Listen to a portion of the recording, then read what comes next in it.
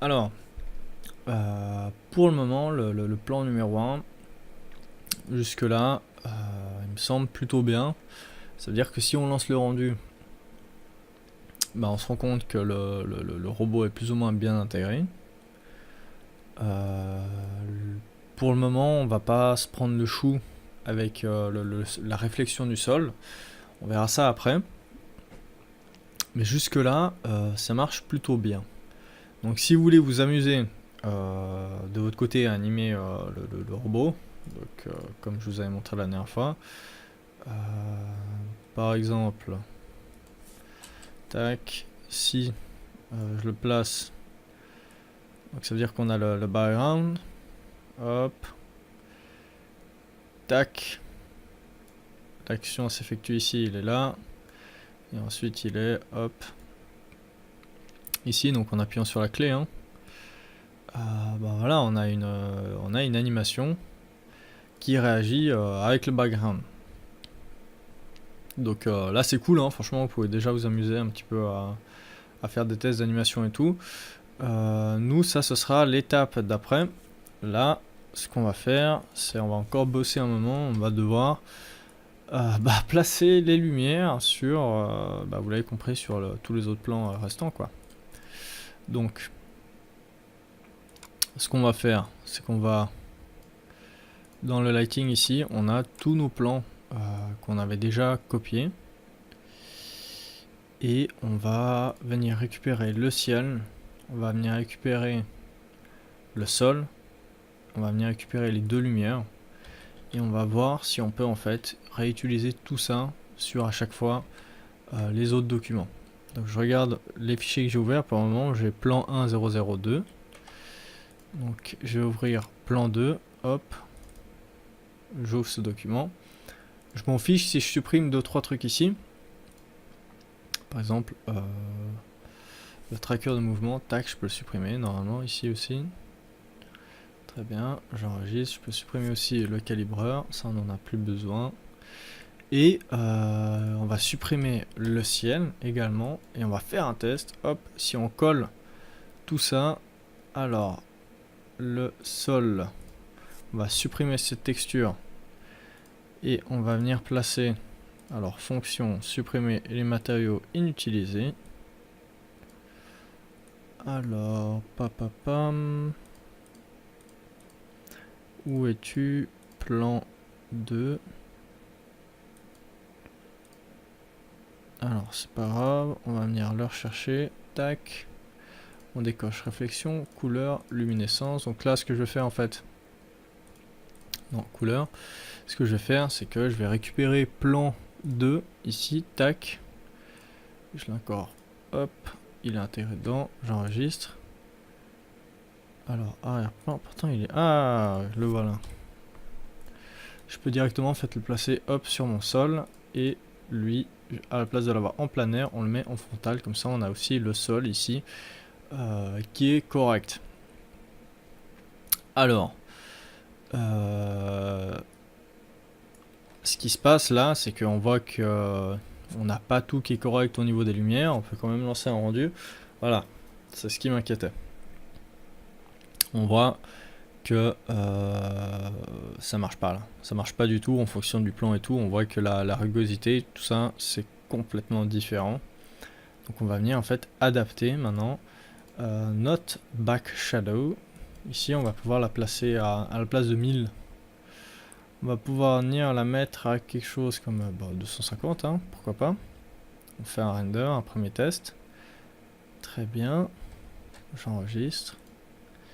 On va venir se passer en physique. On va venir activer dans les effets illumination globale, occlusion ambiante. Le physique sur adaptatif, on va passer en progressif. On enregistre et on peut relancer un render.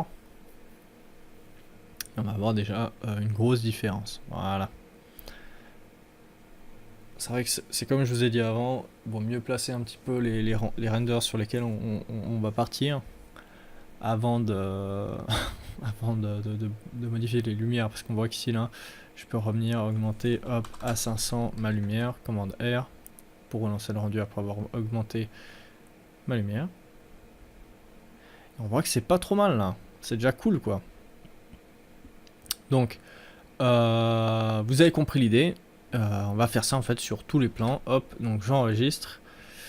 Lumière, lumière, sol, ciel, arrière-plan, non.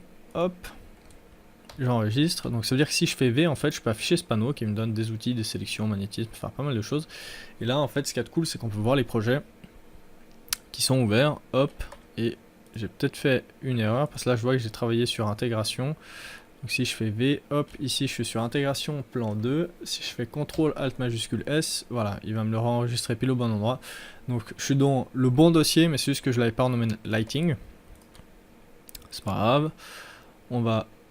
Alors j'enregistre, je quitte le fichier, hop, Robot Butter, C4D, Workplace, Lighting, plan 2, hop, intégration, je la renomme en Lighting. Lighting, c'est cool parce que là, ça, je vais pas dire que ça fuse, mais on avance bien quoi. On a un bon rythme. On n'est pas en face de gros bugs. Enfin, on n'a pas de gros soucis, on va dire.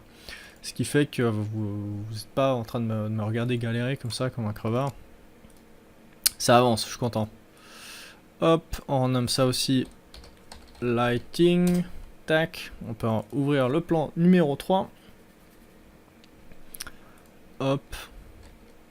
Ici donc, alors je vais pas enregistrer. Hop, réglage, bah, comme avant.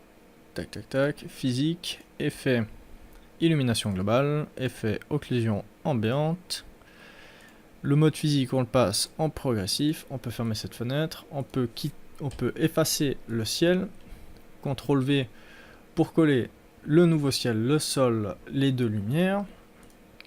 L'arrière-plan, on vient copier sa texture en appuyant sur CTRL, clic, glisser par-dessus. Bon, il veut pas le remplacer, c'est pas grave, ça le placera quand même sur le sol. Tac, on supprime notre ancienne texture. On sélectionne tout ça. Le sol, est-ce qu'il est visible caméra? Très bien. On peut le passer, il est déjà en frontal, c'est encore mieux. On lance un render, on regarde ce que ça donne. On patiente. Je vais mettre pause. Très bien. Donc là, on est en face de quelque chose qui est plutôt intéressant. Je m'explique. Alors, la lumière back shadow, donc qui est ici, elle va projeter de la lumière. Et si, imaginons, on augmente, donc là elle est à 500, alors non, oui, c'était ça. Elle est à 500, si imaginons on la passe à 2000, et qu'on relance un rendu. Donc là, ça peut être un cas concret. Hein. Imaginons, vous avez votre plan et tout, et vous faites face à ça et vous vous dites bon bah c'est mort, j'ai pas le même plan que lui, je dois refilmer et adapter ma scène. Ou alors carrément m'arrêter là et plus jamais regarder la suite du tuto. Bah non, je vais imaginer qu'on est face à ce problème, ce qu'on risque de peut-être pas avoir avec celui-ci, hein, avec ce plan, mais vous pourrez risquer de l'avoir. Donc, on va quand même imaginer être en face du cas, si ce n'est pas le cas, et si c'est le cas, je vais nous mettre vraiment en face de ce cas, et je vais vous montrer comment résoudre cette problématique. Alors, c'est très bien, parce qu'on se retrouve en face du problème en question. Alors, le souci, on a une lumière qui se traîne à peu près par là, qui vient éclairer comme ça notre robot. Bon, sauf que la lumière, elle devrait venir beaucoup plus droite ici, donc au final, on aura peut-être plus le problème. Mais là, en l'occurrence, on se rend compte qu'on se fait un peu troller par le programme, parce qu'on a notre table ici qui récupère l'ombre, sauf que l'ombre, elle devrait s'arrêter ici, elle devrait absolument pas avoir ce look-là. On dirait, d'un coup, ça devient super faux, en fait. C'est comme si notre table était plate jusqu'au fond, puis qu'en fait tout ça c'était juste, en l'occurrence, une texture à plat, donc en mode planaire sur notre scène 3D. Donc ça marche pas.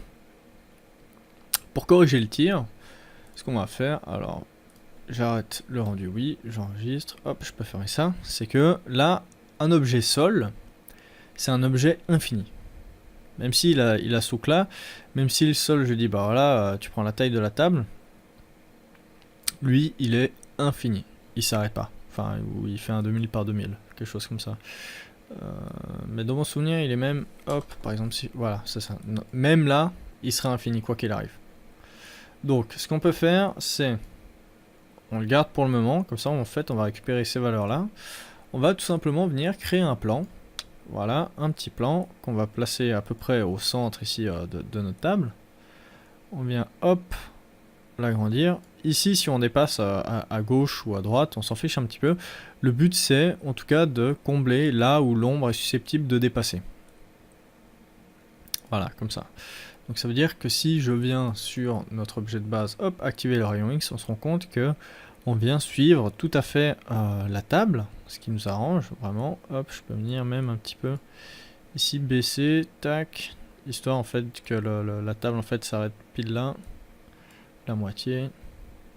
Voilà, très bien. Alors maintenant que j'ai hop mon nouveau sol, donc que je vais appeler sol, qui est dans l'idée de la table, hein, je peux venir récupérer les valeurs ici, les tags, et hop, simplement les glisser sur notre nouvelle table, sur notre nouveau sol, et supprimer l'ancien. Je peux enregistrer, lancer un rendu, très certainement mettre pause pour éviter d'attendre 1000 heures. Ah bah non, ça va encore plus vite sans qu'il ait besoin de calculer ce sol immense. Et on voit maintenant que si on regarde la différence, bah ça marche super bien. L'effet il est là. Bon, on voit ici que le sol est un poil trop fin, donc on va pouvoir l'agrandir un petit peu. Et sinon c'est cool, on se rend compte que très vite le problème peut être résolu si on trouve en fait les bonnes solutions pour venir le corriger. Donc je peux arrêter le rendu. Je vais... Est-ce que je sors de ma caméra ou pas? Petit moment de réflexion. Non, allez, je vais l'agrandir ici légèrement. Alors, si j'augmente le panneau ici, on voit que c'est celui qui se trouve là. Hop. Donc je l'agrandis un tout petit peu. Je relance un rendu. Puis on va venir un petit peu à tâtons comme ça pour voir jusqu'au bon moment. Alors je peux encore l'agrandir un petit peu par rapport à avant. Là, on voit qu'il n'y a pas eu grand chose. Je peux l'agrandir encore un poil. Oui, tac. Hop, très bien. Je l'ai agrandi de 10 cm en plus. Ok, plus que 5 cm je pense. Et on devrait être goal. Allez, 7.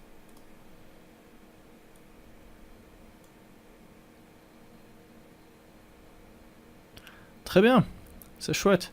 Bon, dans l'idée, nous on va déplacer la lumière, hein, parce que la source de lumière elle est ici, donc c'est pas correct d'avoir une ombre qui part d'un coup là-bas. Mais je voulais quand même vous montrer cette situation, comme ça, si vous avec votre propre plan, vous êtes face à ce problème, vous pourrez le résoudre. Voilà. Puis je voulais pas vous laisser un petit peu en mode surprise, allez vous débrouiller pour trouver la solution. Alors, tac, je peux arrêter ça. Enregistrer, je peux passer en vue de dessus. Alors, hop, la lumière back shadow qui est actuellement ici. On va venir, hop, la placer par là. Et dans l'idée, ça devrait le faire. Alors, je me pose. Alors, on va voir ça. Alors, je me rends compte qu'elle est... Alors, tac. Je mets ça de côté. Voilà, sur l'autre écran. Et notre masque d'ombre, on va pouvoir le remettre à 1000, comme il était, hop, tout à l'heure. On relance un petit rendu. Hop, je ramène ma fenêtre ici. Donc, vous voyez là, on avance vraiment un peu à tâtons, comme ça. Parce que le but, c'est d'adapter tous les plans. Mais c'est chouette, ça avance vite. Maintenant, on va vérifier notre HDRI, vérifier qu'elle soit dans le bon axe. Hop, j'enregistre, j'agrandis tout ça. Alors, les attributs, est-ce que je les laisse là? Allez, les attributs, je les remets là. Hop, comme ça, je gagne en place. Hop, avec mon viewport. Je resélectionne mon ciel, hop, et je coche visibilité caméra. Alors, où est-ce qu'on est là, si on lance un render avec ce background? Alors, à la place de lancer un rendu et d'attendre 1000 heures, ce qu'on va faire, c'est qu'on va directement sélectionner un HDRI, aller dans l'éditeur, Et là, on va mettre on va mettre une résolution 4K, voilà. On se rend compte qu'on est à l'envers là avec notre ciel, donc on va pouvoir tourner, hop. Et on a besoin de la vue, non, la vue qui se situe ici. Sauf qu'elle me paraît à l'envers.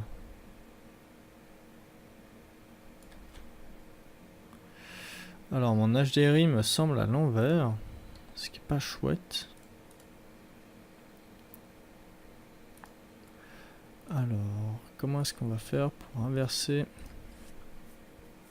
tout ça? Réfléchissons un petit peu. Hop. On va aller ici dans la longueur, on va faire hop. Oups, je suis sur mon sol. Tac, on sélectionne ça. Hop, là on fait moins 100. J'étais un petit peu dur. Moins 100. Alors moins tout simplement. Hop, Enter. Et là maintenant, on devrait l'avoir récupéré dans le bon sens. Très bien. Avec notre machine à café qui devrait être ici en face de nous. Donc j'espère qu'elle n'est pas à l'envers sur tous les autres plans. Hein. Je vais quand même vérifier après. Notre machine à café qui est là. La lumière qui est plutôt là-bas. Donc on va pouvoir la faire encore tourner un petit peu. La lumière qui est là-bas. Hop. On la désaffiche. Visibilité caméra on ferme. Tac. On enregistre.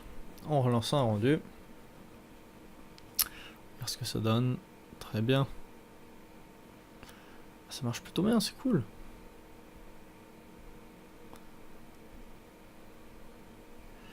C'est vraiment chouette, je suis content quoi. Ça avance bien, ça rend bien. Je m'amuse bien, j'espère que c'est la même pour vous. Le but c'est quand même de passer un bon moment. Hop. Alors j'enregistre. Alors V, hop. On va retourner sur plan 1, vérifier que l'HDRI soit dans le bon sens quand même. Sinon ça n'a aucun sens de l'avoir. Alors HDRI, tac, éditeur, par défaut on passe en 4K. Très bien. Hop, visibilité caméra, oui. Alors on voit qu'elle est à l'envers aussi en fait, là, cet outil qui est là. Si je lance, en fait il se retrouve ici à gauche. Ce qui n'a aucun sens. Donc comme avant, tac, moins, enter. Très bien. On va pouvoir venir ici, lui faire une petite rotation. Allez, hop. Oula. Chercher l'arrière. On fait des petits tests, voir si elle est bien placée. Ça ira très bien. J'enregistre. On va faire la même sur plan 2. Oui. Alors là, ça va être un peu plus complexe pour la voir. Ok. C'est bien ce que je pensais, ça va être très dur. Alors, hop. 4K, pareil. On va simplement désafficher le sol. Ici, alors, pareil, elle est à l'envers. Je reconnais où sont les meubles de ma cuisine. Tac, moins, hop. On va lui faire une rotation jusqu'à ce qu'on soit à peu près ici.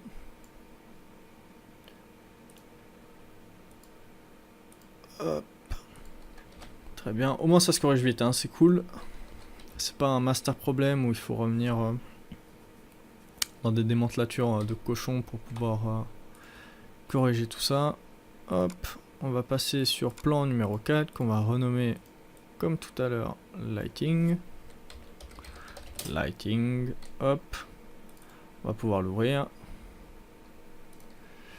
J'enregistre. V. Projet. Ce qu'on va faire, c'est qu'on va toujours... Alors, je crois pas que je l'ai fait pour les précédents. Hein. Alors, je vais récupérer le lighting du plan numéro 2. Dans mon souvenir, je l'aimais bien. Hop, je raffiche le sol par contre là. Tac. Ok, alors les lumières. Le ciel. CTRL C. Hop, projet. On va aller dans le plan numéro 4. On peut supprimer pareillement le tracker. La caméra, on a déjà supprimé le reste. Le ciel, toujours bonne. On enregistre. CTRL V pour replacer tout ça. On va aller sur nos réglages de rendu. Donc on n'oublie pas, hein, sur le petit écrou ici. Hop. On passe en physique. Effet illumination globale, effet occlusion ambiante. Donc là ça va un poil plus vite, hein, mais vous avez compris que c'est un poil répétitif, donc on va pas passer 2 heures sur des trucs où c'est de la répétition. Hop, on lance le rendu. Alors on voit qu'on n'a pas de sol, on active le sol, on a l'arrière-plan ici. CTRL, clic, déplacer, hop, relâcher sur le sol. On est en vue frontale, c'est très bien. On relance un render.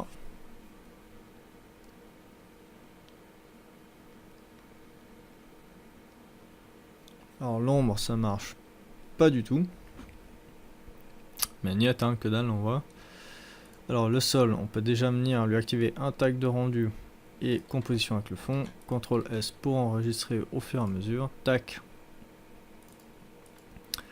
Je lance juste un petit render histoire de bien être fixé. Je le passe sur mon écran droite, hein, pour le moment. Hop.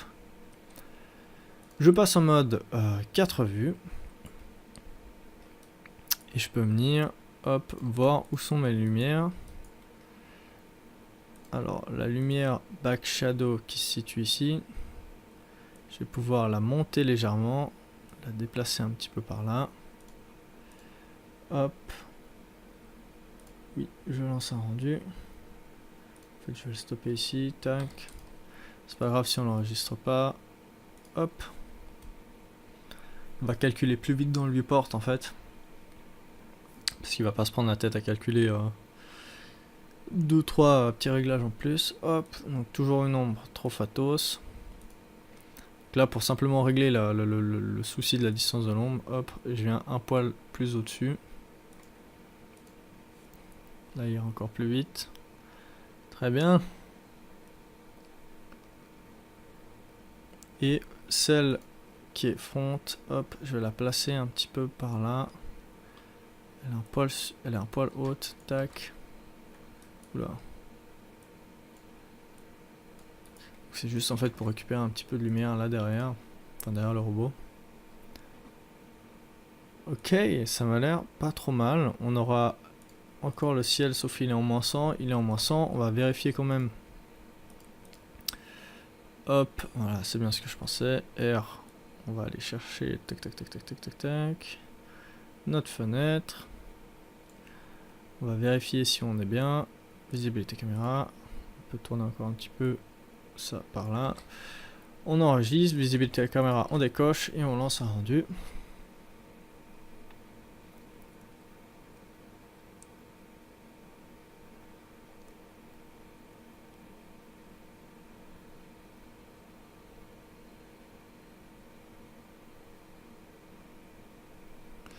Ok, c'est plutôt cool là, franchement. On a tout ce qu'il nous faut là, d'un point de vue lumière. On a tout ce qu'il nous faut d'un point de vue texture du robot. On a encore une texture à créer pour le sol.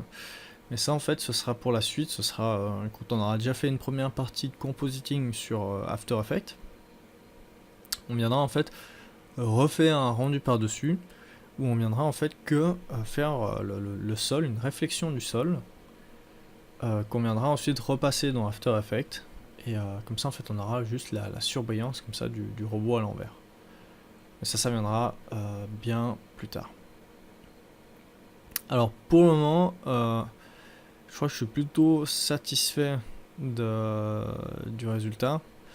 Là où on peut venir un petit peu taquiner le projet, c'est essayer de faire en sorte en fait d'avoir la même taille de robot à peu près partout.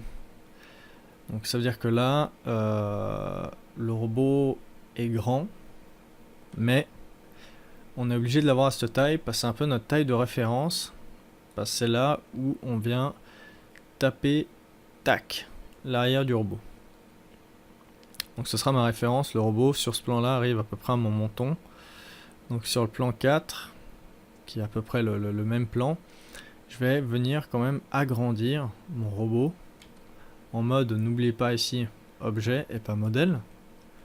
Je vais pouvoir l'agrandir un petit peu, hop, jusqu'ici. Et tac, agrandir l'objet nuque. Hein.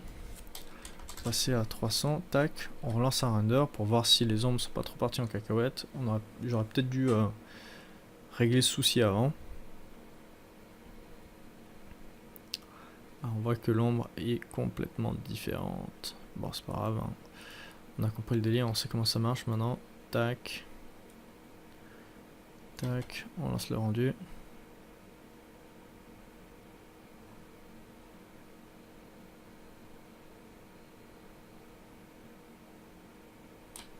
Très bien. On passe au plan numéro 2, qui sera le même que le 3. Hein. Là, niveau taille, est-ce que je suis choqué de la taille du robot ou pas?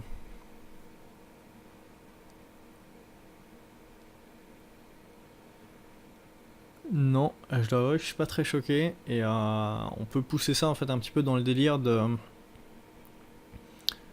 Bon, ça va un petit peu loin là, attention les vélos. Le délire, c'est que le robot est la création de l'homme.